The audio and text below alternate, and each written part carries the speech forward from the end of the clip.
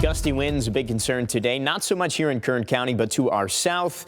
And actually, those winds will become a little more widespread as we head into the day tomorrow. Let's take a look at the red flag warning. It still does not include Kern County for tomorrow, but you can see a lot of pink areas on that map. All of those areas shaded in pink under the red flag warning for some very high fire danger. And again, the worst of that will be to our south. Some good news, through the night tonight, winds are starting to die back, but you can see if you look toward the San Gabriel Mountains, which is this range here, you're very likely going to be seeing some still gusty points even through the night tonight, and winds will return strong again tomorrow. And for tomorrow, especially strong winds to the north of Los Angeles, towards the Santa Clarita area, the far north end of the San Gabriel Mountains, and then over to the west, all the way to the coast. Very strong wind gusts in the forecast. So still, even though we have some improvement in the wind forecast for tomorrow, still very high wind gusts, still very high fire danger to our south, and even some gusty conditions here in Kern County. We're looking at winds through our mountain areas that could very well exceed 30 miles per hour.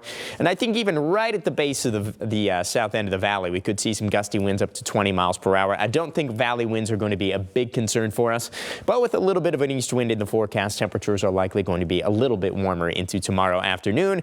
Certainly not going to be warm tonight, though. Another cold night expected across Kern County. 37 degrees overnight here in Bakersfield, so we should be fine here in the city, but surrounding areas, most spots outside of Bakersfield, 2 or below freezing tonight. And just like last night, we do have a freeze warning in effect, and that's only posted for our valley areas. This time of year, freezing temperatures in the desert and the mountains pretty typical, so no issues there, but a little bit more unusual here in the valley. So they have issued a freeze warning for tonight, which means, again, take in those plants, cover them up, and bring in the pets too, just to keep everything safe outside in those cold temperatures. Tomorrow's highs, though, again, especially to the south end of the valley, we have a little bit more of that east wind, that down-sloping wind off the mountains that tends to have a warming effect. So I wouldn't be surprised at the south end of the valley to see an isolated 70-degree reading for tomorrow.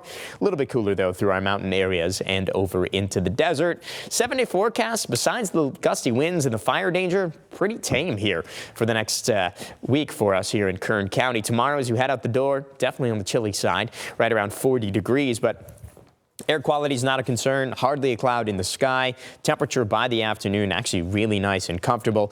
Won't be quite as comfortable in the mountains with those stronger winds. Thursday looks good, Friday looks good, a little bit cooler into the weekend. We see our temperatures drop back into the 50s this weekend. And then as we head into next week, some signs of a couple weather systems that could move through, but really no encouraging signs for rain here in the valley.